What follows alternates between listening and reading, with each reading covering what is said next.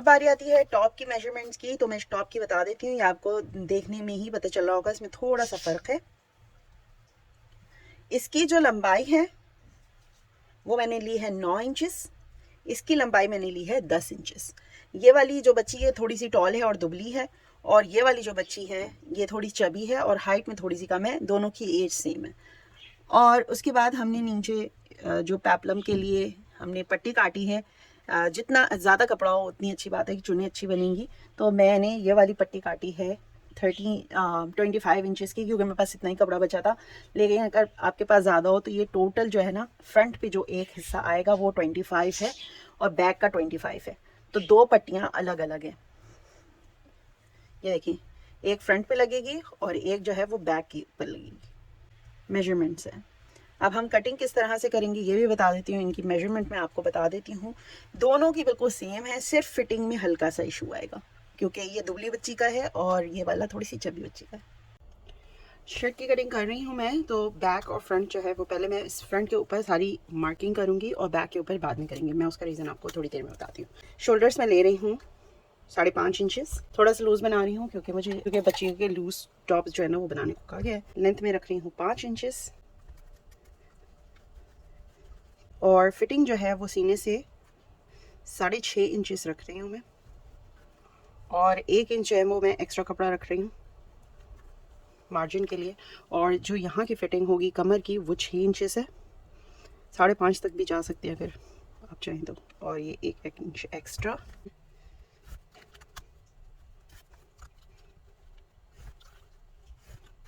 और गले का निशान बता देती हूँ मैं आपको। गले की जो चौड़ाई है वो 2 इंचेस है, और फ्रंट के गले की जो गहराई है वो 3 इंचेस है, और बैक के गले की जो गहराई है वो 2 इंचेस है। एक्चुअली 2.5 इंचेस रख रही हूँ। 2.5 इंचेस पीछे के गले की गहराई है और 3 इंचेस जो है वो फ्रंट के गले की गहराई है। अब इनको भी मैं स्ट्रेट मार्क कर लेती हूँ।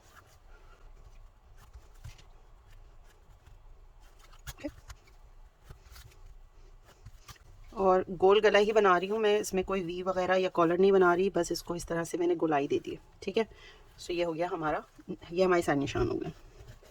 अब बैक के लिए क्या कर रही हूँ मैं, ये बैक का कपड़ा है मेरे पास, इसमें पैटर्न बना हुआ है, तो बस इस चीज़ का ध्यान रखिएगा आप अपने दोनों कपड़ों में कि पैटर्न ऊपर की तरफ जा रहा हो, या जिस तरह से भी आपका पैटर्न है उसको फॉलो करिएगा। अब मैं यहाँ निशान लगा रही हूँ आधा इंचेस के।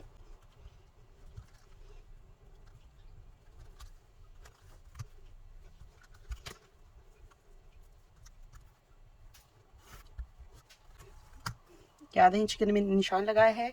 अब फ्रंट का जो मेरा फैब्रिक है वो इसके ऊपर यहाँ रखूँगी। अच्छा, मैंने आधा इंच का निशान इसलिए लगाया क्योंकि मैं यहाँ पर जिपर लगाऊंगी, इनविजिबल जिपर। अगर आपने जिपर नहीं लगानी तो आपने क्या करना है, आपने बटन पट्टी या कुछ भी लगाना है तो आप वो लगा सकती हैं। ठीक है, तो इस तरह से मैंने निशान लगा लिया है। पिन की मदद से मैं इनको जोड़ लूँगी और इसके बाद मैं इसकी सारी कटिंग कर लूँगी।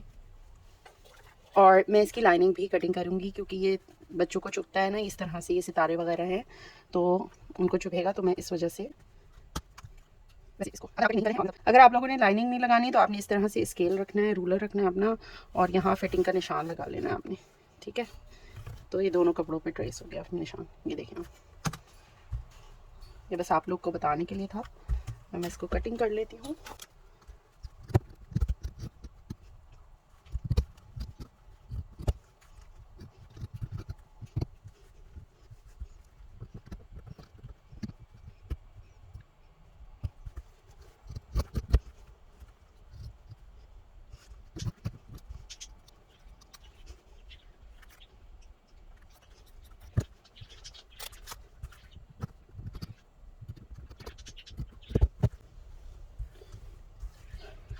अब फ्रंट और बैक की जो लाइनिंग है मैं बिल्कुल उसकी भी कटिंग कर लूँगी, बिल्कुल सेम पैटर्न से। ठीक है, ये मेरी फ्रंट की लाइनिंग है, ये बैक की लाइनिंग है। अब मैं इनको स्टिच कर लूँगी।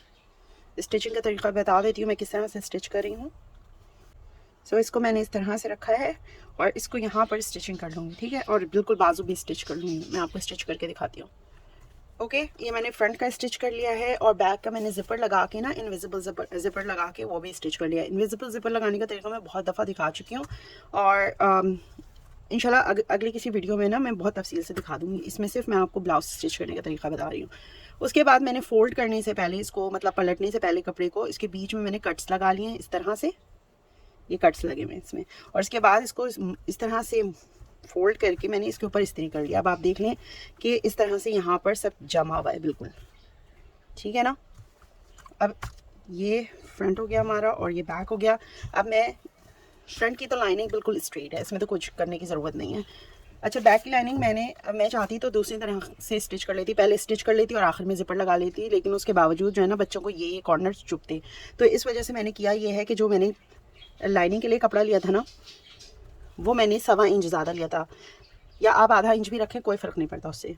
उसके बाद किया ये है, मैं आपको ज़िपर खोल के ना आराम से दिखाती हूँ ताकि आपको ईजीली नज़र आए। अब ये देखें, ये इस तरह से स्टिच्ड है पूरा, सही है। और इसको जब मैं फ़ोल्ड कर रही हूँ तो फोल्ड इस तरह से करने के बाद इसको यहाँ से भी वैसे ही फोल्ड करना है आपने, और इसके बाद इसके ऊपर रख लेना है आपने। और जहाँ आपने ज़िपर की सिलाई लगाई है ना पहले वाली, उसी के ऊपर रख के सिलाई लगा लेंगे, उससे थोड़ा सा बराबर में रख के सिलाई लगा लेंगे इस तरह से। उससे होगा ये, मैं सारा कपड़ा ले रही हूँ ताकि इसमें बल ना पड़े।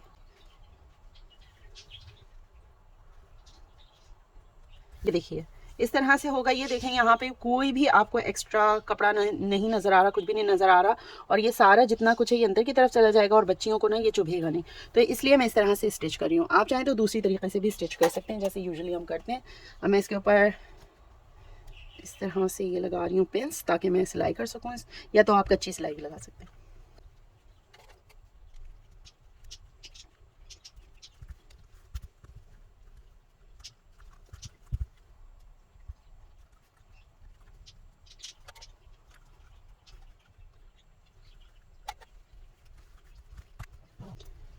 इस तरह से ये मैं स्टिच कर लूँगी, इसके ऊपर टॉप स्टिच कर लूँगी, और जो ये एक्स्ट्रा आपको कपड़ा नज़र आ रहा है ना, इसको मैं बराबर कर लूँगी और ज़िपर भी कट कर लूँगी। इसके बाद नीचे हमने लगाना है ये वाला जो हमने कटिंग करके रखा हुआ है नीचे लगाने के लिए।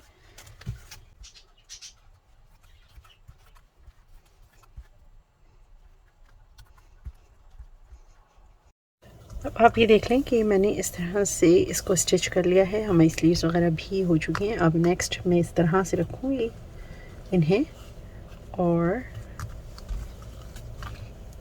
इसको ये देख लें लाइनिंग जो है वो मैं अंदर की तरफ इस तरह से ले रही हूँ, और इसको ओवरलैप किया मैंने।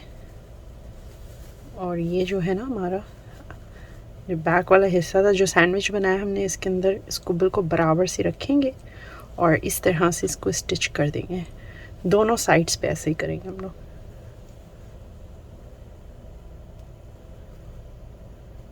अब मैं इसको स्टिच करती हूँ और फिर मैं आपको दिखाती हूँ।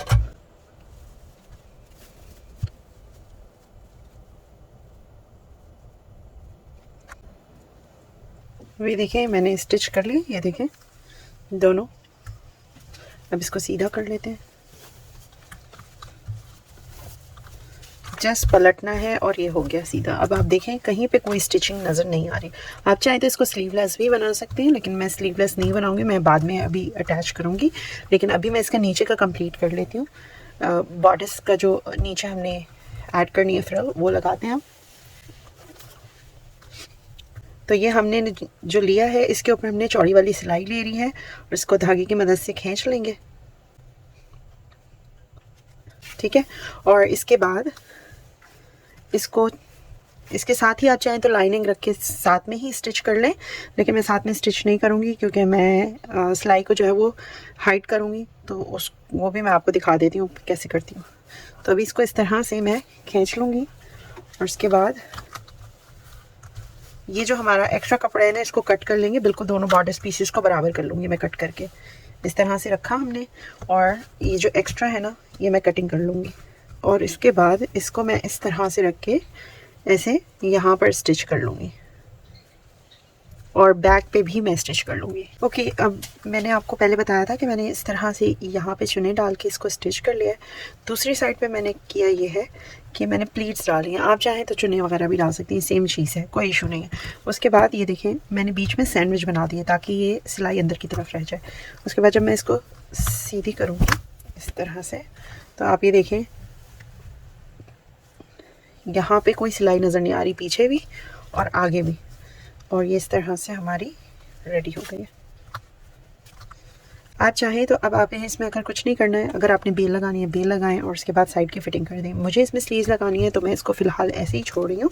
पहले मैं स्लीव्स लगाऊंगी, उसके बाद इसकी साइड की फिटिंग कर लूँगी और उसके बाद जो है वो मैं नीचे से भी मोड़ लूँगी। आप चाहें तो दोनों को सेपरेट अलग अलग करके जो है वो फ़ोल्ड करें और चाहे तो एक साथ फ़ोल्ड करें, ये आपकी मर्ज़ी है। इसके बाद मैंने ये इस तरह से नेट का दुपट्टा बना लिया है। 40 इंच इसकी लंबाई है और इसको मैं चारों तरफ से मोड़ लिया। आप चाहें तो अच्छा सा पीको करवा लें इसके ऊपर। मेरे पास टाइम बिल्कुल नहीं है तो मैं इस वजह से इसको बस इस तरह से यहाँ पर अटैच कर रही हूँ। और ये आपने देखा होगा गला आपको थोड़ा चौड़ा लग रहा है, उसका रीज़न भी यही कि मैंने यहाँ पे दुपट्टा सेट करना था। अगर आपने दुपट्टा नहीं सेट करना तो फिर आप इसके लिए परेशान नहीं हो और आप गला जो है वो छोटा बनाइएगा चौड़ाई में। तो मैं यहाँ पर इस तरह से चुने डालकर यहाँ पर मैं इसकी एक सिलाई लगा दूँगी। इसको मैं अंदर की तरफ मोड़ रही हूँ ताकि सिलाई थोड़ी अंदर की तरफ चली जाए और इस तरह से इसका लुक जो है ना वो थोड़ा सा क्लीन आ जाए। तो मैं यहाँ पर इसे इस तरह से रख रही हूँ और इसको बराबर से आपने अपने हिसाब से चुनी देनी है और इसको पिन कर लें। और उसके बाद यहाँ पे मैं सिलाई लगाऊंगी और ठीक है, एक इस कॉर्नर पे लगेगा और इसको उस कॉर्नर से दुपट्टे को मैं यहाँ पे लगाऊंगी और इसको चुन देती हूँ मैं। पीछे इतना ज़्यादा नहीं है, देखिए पीछे से भी दिखा देती हूँ।